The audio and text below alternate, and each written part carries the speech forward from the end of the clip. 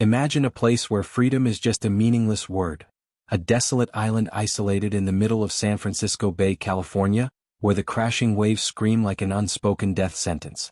This is Alcatraz, chillingly known as the Devil's Island. Covering only 0.08 square kilometers, it juts out from the sea like a massive slab of stone, imprisoned by towering cliffs as sharp as blades, ready to slice through any glimmer of hope. The waters surrounding it are deep and bone-chilling, with the nearest shore 2.4 kilometers away, not far, but far enough to turn any escape dream into a never-ending nightmare. Once this wasn't a prison. It was a military fortress, a sturdy outpost in the middle of the ocean, but fate turned it into an iron cage for the most dangerous of men. In 1906, when a catastrophic 7.8 magnitude earthquake tore San Francisco apart, flames devoured the city, and the mainland prisons collapsed in smoke and rubble. The inmates, cold-blooded killers, untouchable criminals, were driven out into the chaos. Nowhere was safe enough to hold them, and so human eyes turned to this island. 176 convicts were thrown onto Alcatraz, like wild beasts chained to a rock in the sea. And they quickly realized, this wasn't just confinement, it was a fortress beyond breach, where even the thought of freedom was crushed by merciless isolation. By 1912, the U.S. federal government had transformed this island into a colossal prison, a furnace built to hold those no longer fit to walk among society. When the Great Depression struck in the 1930s, America sank into economic darkness, and from it emerged monsters wearing human faces, ruthless bank robbers, notorious mob bosses, unflinching killers. Alcatraz became their final stop, home to crime lords like Al Capone, who turned Chicago into a blood-soaked battlefield, and expert escapees that no normal prison could contain. They were bound to this island, where no gang dared reach, where cries for help were swallowed by the wind howling through jagged cracks in the stone. This prison was a machine of despair. 600 cells, each one a concrete cage without windows, where daylight was a luxury long forgotten. Specially reinforced steel fences, as unbreakable as the will of the wardens, sealed every path, untouchable by any tool. Above, watchtowers, no towers of death, loomed where guards with cold rifles gazed down, ready to turn any movement into a soulless corpse. In the dining hall, the ceiling was rigged with tear gas bombs. A single push of a remote button could fill the space with choking smoke, forcing rebels to writhe in agony. All around the island, water, so cold it could paralyze the body, where great white sharks silently stalked, waiting for fools to fall into their serrated jaws. But the strangest thing of all? Inside this hell, life bore a cruel irony. Only the vilest of criminals were sent here, so the prison was rarely crowded. One man, one cell, a cold privilege in the suffocating grip of chains. The food was not only sufficient, it was good, nutritious, as if the warden was playing a sick joke, keeping the body alive so the mind could suffer longer. The obedient were allowed to read, over 15,000 books, like whispered reminders of a world they had lost. They could play instruments, paint, even watch films, things that once brought light, now turned into invisible ropes, tying them to the illusion that they were still human. Around the island, the ocean roared, cold enough to freeze even the strongest will. Sharks drifted beneath the black waves, and lighthouses, along with patrol boats, cast piercing beams of light, turning Alcatraz into an island of despair. They say that on nights when the wind howls, the clanging of metal fences sounds like the island's mocking laughter, taunting those foolish enough to dream of freedom. This is no ordinary prison. This is a place where even death has become a rare and coveted privilege. In the heart of Alcatraz, where every breath feels as heavy as chains, for shadows silently stepped into a deadly game, a mad plan to challenge the fortress that was never meant to be breached. They were no ordinary inmates, but rebels against fate, criminals who had once turned prisons into playgrounds, now locked within the furnace of death itself. There was Frank Morris, a cold-blooded genius with an IQ of 133, whose escape skills once made police shudder. John and Clarence Anglin, two bank-robbing brothers with swimming skills honed by the sea itself. And Alan West, a lone wolf who had broken the chains of many prisons before being thrown into this one. They didn't meet under the sunlight of freedom, but in the darkness behind bars.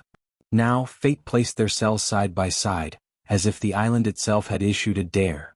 December 1961, while cold winds screamed through the cracks of Alcatraz, the four began to plot. Frank Morris, the mastermind, carried a chilling calmness, the kind that comes from knowing the thin line between life and death. They had 6 months, 6 months to turn ordinary objects into tools of escape, 6 months to gamble their lives against icy waters and the barrels of tower-mounted rifles. Over 50 raincoats, once just flimsy shields against weather, were torn apart, glued together with heat and adhesive, and crafted into a fragile raft, a delicate vessel ready to challenge the ocean's wrath. To inflate it, they used the air hose from an accordion, something Morris had earned under the guise of good behavior. But don't be fooled, the instrument didn't soothe the soul, it masked the sounds of rebellion. Where did he get the idea? From old, worn magazines in the Alcatraz library, pages whispering survival secrets. One article about raincoats floating in emergencies lit a cold spark in Morris's mind, turning inspiration into a plan for salvation. They also built 4 life vests and waterproof pouches from raincoat scraps, each carrying scraps of paper with personal info, final farewells to the world they would leave behind. Their paddles were carved from scrap wood, rough, sharp, like blades poised to slice through the black veil of night. But how to escape from their concrete cages? They had to dig through walls as hard as stone. A stolen metal spoon from the kitchen was child's play, so they stole the motor from a vacuum cleaner and turned it into a homemade power drill, roaring like a beast of desperation.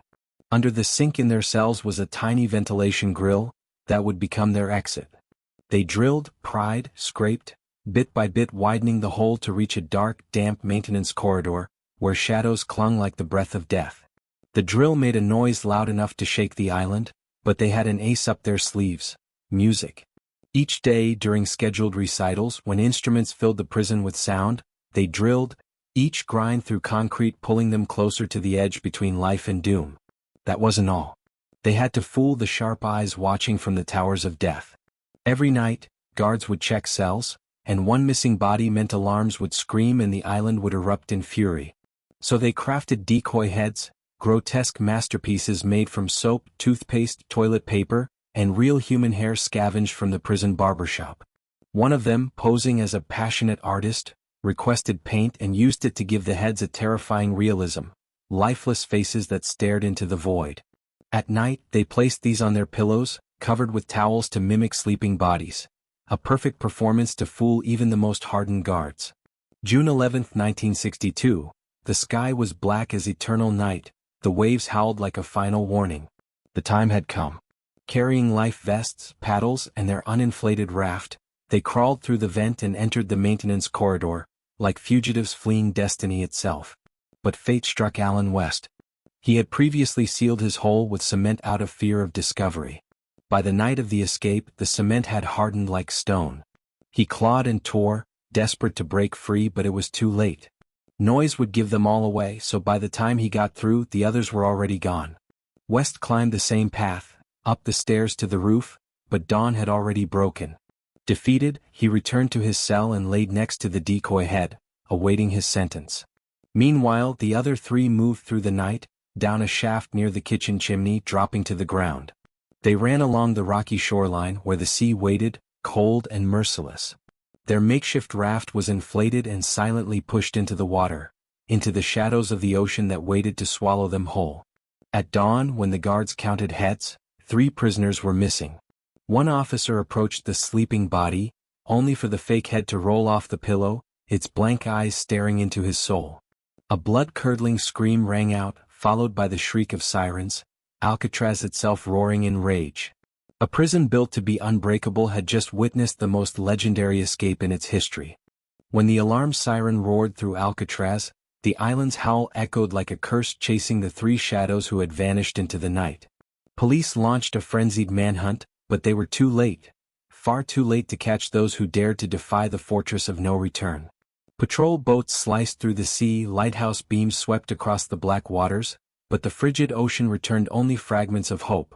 A rough wooden paddle identical to those they had crafted in the prison's darkness, 2 life vests made from raincoats drifting on the waves, one still intact as if mocking the pursuers, and a waterproof bag containing faded photographs of the Anglin brothers and a note with contact information for their family, a final taunt from the vanished escapees. Authorities suspected the fragile raft had been torn apart by the waves, reduced to drifting wreckage. The June waters were near freezing, just 10 degrees Celsius 50 degrees Fahrenheit. 10 minutes in the water could trigger hypothermia, cause muscles to seize, the body to shiver uncontrollably, then surrender to death, or to the jaws of great white sharks lurking in the dark. But the search was frighteningly delayed.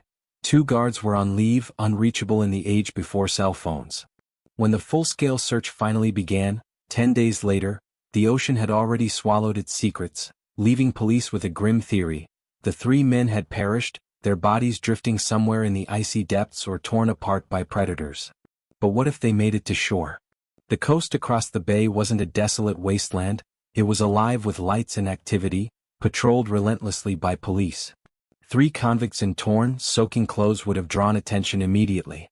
And yet, after months of investigation, no one reported seeing them. No footprints. No whispers. No shadows. It was as if they had vanished into thin air. The official conclusion: their survival was nearly impossible, a death sentence delivered not by law, but by the unforgiving hand of nature. Still, the manhunt didn't stop. Their names echoed across America, a challenge with no reply. Half a year later, another inmate, John Scott, tried to escape.